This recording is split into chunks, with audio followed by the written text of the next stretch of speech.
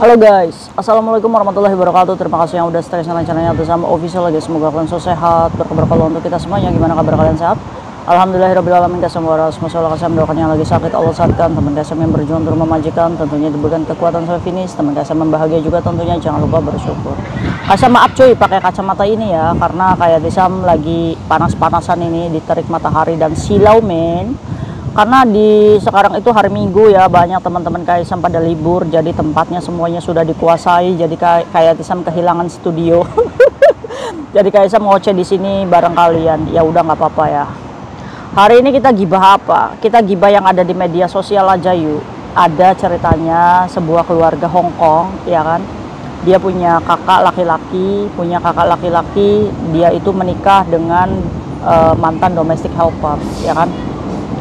Nah, dia ini mengeluhkan bahwa jangan nikah sama mantan domestic helper katanya. Saat dia melahirkan anak, dia ini malah berusaha menjadi dadai, tidak mau mengurusi ibunya yang lagi sakit. Jadi ini sebenarnya problem keluarga ya, dimana tapi ini menjadikan diskriminasi domestic helper gitu cuy. Jadi kita tuh kalau dinikahi sama orang Hong Kong gitu kan, apa iya status kita juga harus jadi cece juga gitu kan untuk membantu ibunya yang lagi sakit atau apa gitu kan? Apa jangan-jangan motif mereka menikahi kita itu supaya mendapatkan buy one get one gitu kan, mendapatkan kita wanita cantiknya, terus kita juga mendapatkan tenaga kita sebagai kungian gratis ya kan? Ini adalah polemik ya, tapi tidak semua di luar sana seperti itu. Karena banyak juga teman-teman Kaisam yang menikah dengan orang Hong Kong, diratukan, diberikan fasilitas yang oke gitu kan. Ini kan tergantung ya sudut pandang keluarga itu. Kalau kayak Tisa mungkin keluarganya kurang mampu aja ya, mungkin juga ya kan. Jadi ceritanya keluarga ini tuh di media sosial cuy. Dia ini bercerita bahwa dia punya ibu, punya kakak laki-laki. Ibunya ini udah lumayan sepuh ya, dan dia juga sakit-sakitan ibunya. Nah, si kakak laki-lakinya ini menikah dengan mantan domestic helper ya. Tinggallah tuh kakak laki-lakinya dan kakak ipar ya berarti ya, yang domestic helpernya ya. Ini kakak ipar tinggal bersama ibu mereka gitu cuy, di satu rumah. Nah, saat si kakak iparnya nih ya, yang mantan cecenya ini punya anak cuy, dia ini sama sekali nggak mau bantu masalah keluarga di situ gitu cuy. Seperti nggak mau merawat ibunya, malah ibunya sekarang yang merawat cucunya gitu kan, yang bersihin rumah itu adalah ibunya gitu kan. Atau jangan-jangan karena dia punya anak gitu, jadi dia menyepelekan gitu apa problem di rumah tersebut. Jadi kayak bak dadai kayak gitu cuy. Nah, ini yang menjadikan adik iparnya nih ya, yang tinggal di luar itu, di luar rumah itu, di luar rumah tangga mereka gitu kan, dia ini merasa protes gitu. Jadi sentimen gitu cuy, Allah kamu itu babu gitu kan, udah punya anak serasa kayak mau menguasai semuanya gitu kan. Nah terus akhirnya adiknya ini berperan cuy untuk membantu finansial. Jadi dia ini membantu 10.000 tuh dalam keuangan keluarga mereka. Jadi dari sini kita tahu ya bahwa finansial mereka ini sangat kurang mungkin ya, sehingga ekonomi ini menjadi perpecahan di antara mereka. Nah, postingan ini menjadikan diskriminasi untuk domestic helper ya, sehingga follow up di media sosial dan diangkat di berita lokal. Banyak hujatan kepada domestic helper yang memanfaatkan keadaan gitu kan. Nah, ayo kita bahas kasus ini. Menurut kalian ini salah siapa? Yo salah laki-lakinya ya kan. Kenapa dia nggak punya apa namanya uang yang bagus gitu untuk mengcover apa namanya keluarganya? Kenapa harus disalahkan itu domestic helpernya ya kan? Kita kan derajatnya sama ya cuy ya.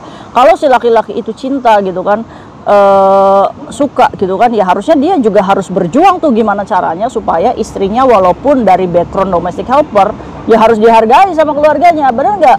Ya kan, ini karena faktor suaminya kurang duit aja sih jadi nggak dihargai ya kan. Padahal kan 10.000 itu bukan apa-apa gitu kan. Kalau misalkan temen kita nih yang menikah ya, statusnya domestic helper, dia punya anak, terus dia juga nggak bantu ibunya, orang dia bukan pembantu kok, dia adalah istri dari anaknya ibunya itu, bener nggak? Yang harus dilakukan adalah apa? Kalau misalkan memang kenyataannya dia punya anak dan ibunya juga sakit-sakitan, harusnya ngejeng cece lagi, bener nggak? Untuk membantu mereka, bukan berarti menyalahkan si domestic helper ini menurut Kaisam ya. Tapi ini adalah menurut Kaisam diskriminasi nih ya kan. Maka dari itu nih, jadi buat kalian hati-hati tuh ya kan. Jadi sekarang visanya itu visa pasca pernikahan ya, jadi menuju ke permanen resident, jadi belum ya, belum. Jadi mereka itu berkenalan lewat media sosial cuy, dimana ya mereka itu ya namanya juga laki-lakinya juga cinta gitu kan, ya gimana, jadi akhirnya terjadilah pernikahan ini. Jadi akhirnya mereka menikah dan punya anak. Setelah punya anak, si teman kita yang menikahnya ini Mbak Dadai gitu kan ya, tapi ya memang Dadai lah ya, bener gak sih, bukan pembantu gitu kan. Jadi ya bukan salah teman kita yang menikah dengan itu, salahnya adalah finansial mereka yang kurang ekonominya. Kalau misalkan itu lebih baik ya uang bantuan 10.000 itu yang ngejeng cece lagi, gaji, bener nggak? Gaji itu 5.000 biar ditempatkan cece satu di situ, setidaknya anaknya si Indonesianya ini kan ada yang merawat gitu kan, sama ibunya juga ada yang merawat, bener nggak? Ya udah ditempatin aja CC satu di situ, yang tadi yang 10.000 bantuannya. Nanti masalah rumah di situ, kebutuhannya ya biarkan ditanggung oleh suaminya si mbaknya ini yang Indonesia. Mbak, kamu digosipin tuh mbak di media sosial di luar sana. Nah ini ya, jadi kita hati-hati bahwa kita memilih laki-laki Hong Kong itu sama aja cuy. Hidup di sini itu tidak semuanya finansialnya oke, bahkan ya orang-orang yang finansialnya oke sekarang itu pada milih untuk migrasi ke London, ke Kanada. Karena apa? Karena memang di sini pasca Covid, pasca apa namanya demo itu kan, itu finansial ekonomi ini lagi tidak baik-baik saja ya kan.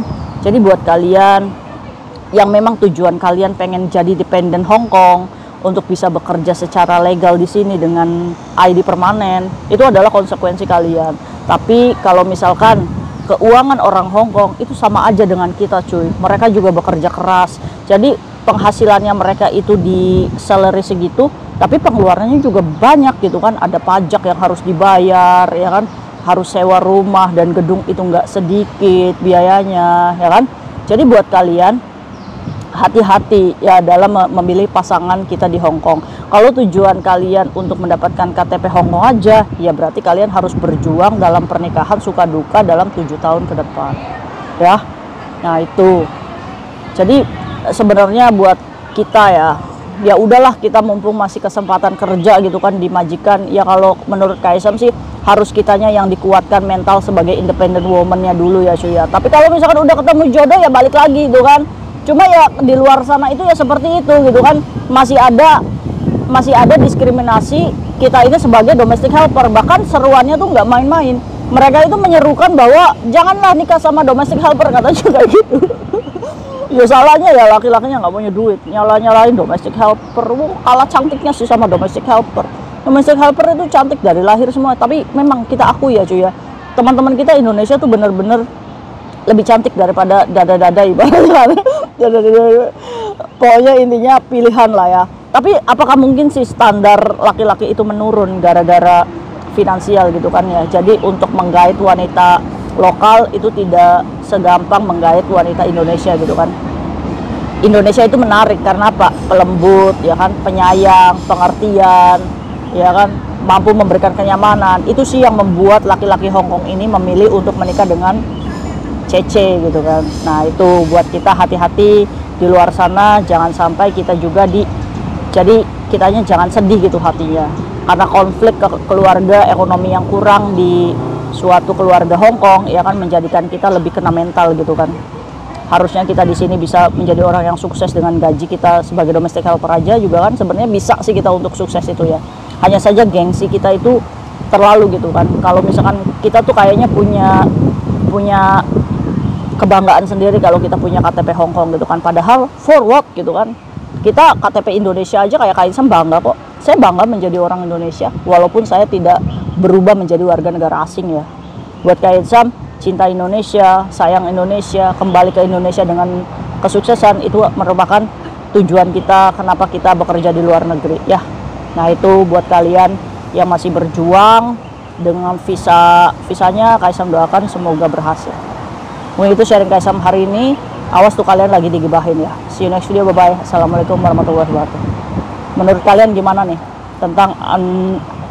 tentang intimidasi mantan domestic helper? Komen ya.